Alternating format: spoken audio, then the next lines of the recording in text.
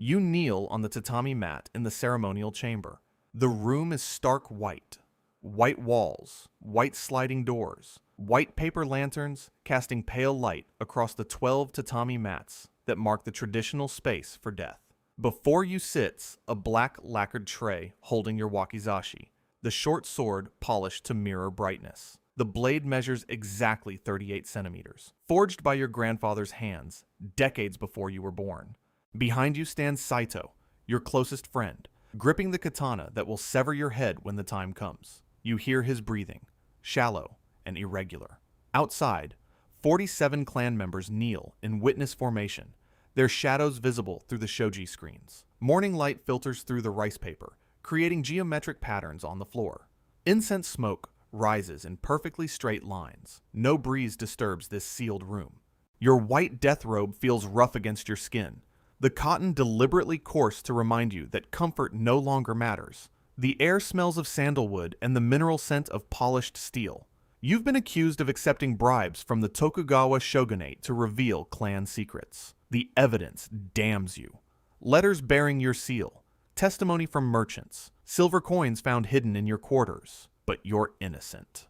You know this with the same certainty. You know the sun rises in the east. 3 days ago, Lord Hosokawa summoned you to his private chamber.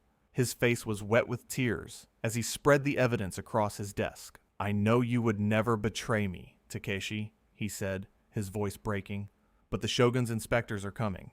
If they investigate, they will find irregularities in our tax records. Dozens will die. He asked you to accept responsibility and die to prevent deeper investigation that might expose the entire clan to retribution.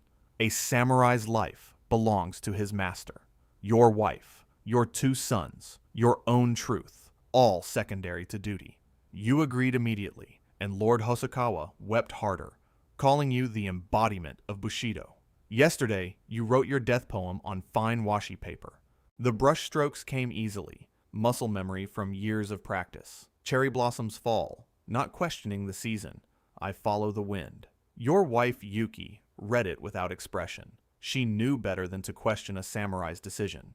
But when you explained you were taking the blame for a crime you didn't commit, her composure cracked. "The Lord asks too much," she whispered. "To die for a mistake is honor. To die for a lie is waste." You struck her, not hard, but the message was clear. A samurai does not question his master. She bowed and left, taking young hero with her.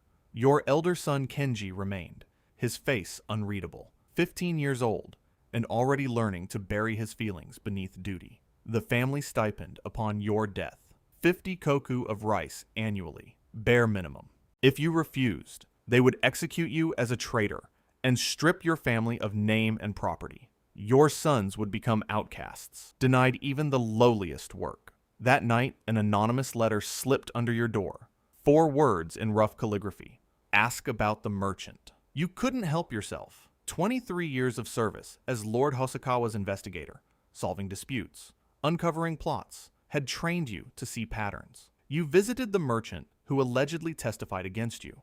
Tanaka Jiro, a sake vendor who kept a shop on the Nihonbashi Bridge. His shop was closed. Neighbors said he'd left Edo suddenly. His debts mysteriously paid in full. 200 ryo, enough to buy a small house. The coins found in your quarters. You examined them closely. They bore mint marks from 1701, 2 years before you allegedly accepted them. Impossible. You went to the magistrate's office to review the letters bearing your seal. The clerk, a man you'd known for years, avoided your eyes. "I'm sorry, Nakamura-san.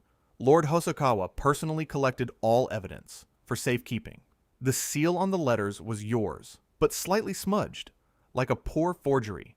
Someone with access to your seal, your quarters, and the Lord's confidence had framed you. But who would dare manipulate Lord Hosokawa? Saito came to your quarters at midnight, the night before your death. His hands shook as he poured sake. "Brother," he said, using the informal term reserved for deepest friendship, "I must tell you something before I take your head." 6 months ago, Lord Hosokawa's eldest son, Masahiro, had approached him. The young lord needed a scapegoat. The clan had indeed been skimming taxes, not to betray the shogunate, but to fund Masahiro's gambling debts. The debts totaled 3,000 ryo, accumulated at the floating bridge tea house in Yoshiwara, the pleasure district where merchants' sons and minor nobles destroyed their fortunes on dice and courtesans. The scheme was simple: inflate construction costs and pocket the difference. 3 years of systematic theft, enough to feed 500 families for a year. If discovered, the shogun would execute Masahiro and possibly Lord Hosokawa himself. They needed someone trustworthy, respected, whose death would satisfy investigators without triggering deeper examination. He chose you, Saito whispered, because you would never refuse Lord Hosokawa's request. Your loyalty made you the perfect sacrifice. You asked Saito why he was telling you this. He said, "Because I cannot bear to kill a man for a lie without him knowing the truth." You had a choice then. You could have fled, taken your family, and disappeared into the countryside. But where? A samurai without his lord is Ronin, masterless, dishonored. Your sons would carry that shame forever. Besides, you told yourself, Lord Hosokawa likely didn't know his son's involvement. The old lord was being manipulated too.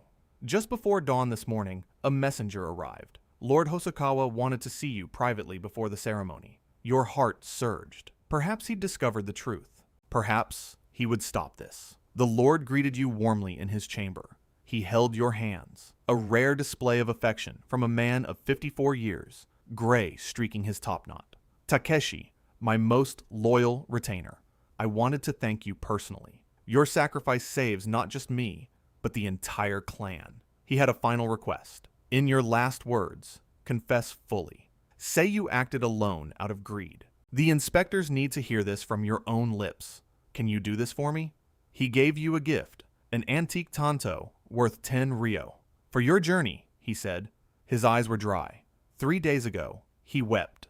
Now, he looked at you the way a merchant looks at goods being loaded onto a ship. Functional, transactional. As you left his chamber, you noticed a scroll partially hidden beneath papers on his desk. The edge showed a familiar seal. Masahiro's. Curiosity, that old investigator's instinct, made you glance back. Lord Hosokawa had unrolled it fully. You saw enough. Father, Nakamura suspects. The merchant fled too obviously. We must accelerate the ceremony before he speaks to anyone with authority. His death today ensures safety. I will remain in Kyoto until after his death. You were right about him. Too loyal to question. Too honorable to run. The scroll was dated yesterday. 23 years. You'd served Lord Hosokawa since you were young, learning the sword under his instruction. He taught you calligraphy. He held your firstborn son when Kenji entered the world. He once told you that loyalty was the highest form of love. All of it. Transactional. You were a tool, and tools get discarded when convenient. You walked to the ceremonial chamber in a daze. The 47 witnesses parted as you approached. You recognized their faces. Men you'd trained with, fought beside, shared sock with after battles. None met your eyes. They knew, or suspected, but they too were bound by duty. Samurai don't question their lord. The system protects itself by demanding absolute loyalty at every level. Part of you wanted to scream the truth, to stand before the witnesses and expose Lord Hosokawa's betrayal. But what would that accomplish? Without proof, and all proof was in the Lord's possession, you'd simply be branded a coward trying to escape honorable death. Your family would still suffer. The clan would turn on them for your lies. The very honor that defined you now imprisoned you. To die for a lie felt like betrayal of everything Bushido taught. But to refuse death would destroy your family and validate the false accusations. Lord Hosokawa had built a perfect trap using your own virtues as the bars. Now you sit in the white room, the hour of the rabbit approaching. 6 in the morning, chosen for spiritual significance. The attendant presents the wakizashi on its lacquered tray. You will pierce your abdomen left to right, then upward, demonstrating courage through extreme pain. Saito will then decapitate you, ideally leaving a small strip of skin so your head falls forward, not backward. Rolling backward is deeply inauspicious. You remove your right arm from your robe, tuck the sleeve under your knees to prevent falling backward. You grip the blade with paper wrapped around the base to prevent your hand from slipping. The ritual will take 10 to 15 seconds before Saito strikes. You are positioned 12 paces from Lord Hosokawa, who sits in the place of honor, composed and serene. You lift the blade. The steel catches morning light.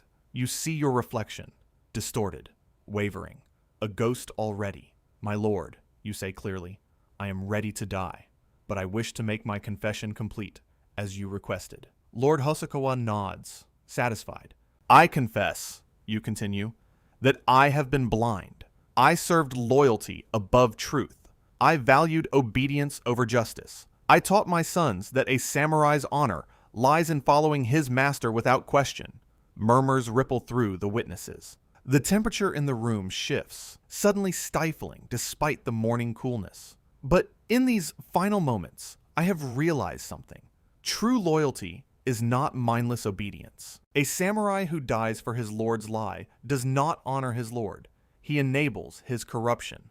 I was wrong to agree to this. Lord Hosokawa's face hardens. He rises, face flushing with rage. Nakamura, you disgrace yourself. I know about the tax records. I know about Masahiro's debts. I know you chose me because my loyalty made me predictable. Shock spreads through the witnesses like fire through dry grass. Some faces show horror. Others nod slightly. They suspected. Behind you, Saito's sword lowers, uncertain. I will still commit seppuku, you say calmly. Not because you command it, but because I failed my sons by teaching them blind loyalty. My death is my apology to them, and my final lesson. You turn to face the witnesses directly, but I die as a free man, not as a tool. And my death testifies not to my crime, but to my lord's betrayal.